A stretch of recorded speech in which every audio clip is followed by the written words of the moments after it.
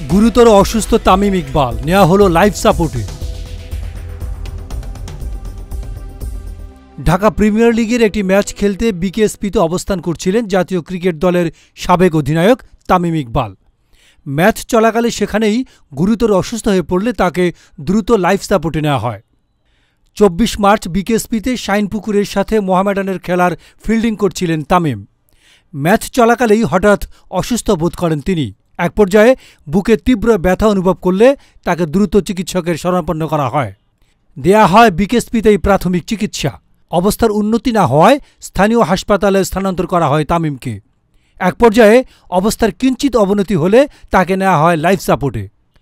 জানা গেছে হেলিকপ্টারে করে তামিমকে ঢাকায় নিয়ে আসার চেষ্টা চলছে, তবে বর্তমান শারীরিক অবস্থায় তামিমকে স্থানান্তর করাটাও বেশ কঠিন বলে মনে করছেন চিকিৎসকরা। ডেস্ক রিপোর্ট, গণমানুষের আওয়াজ।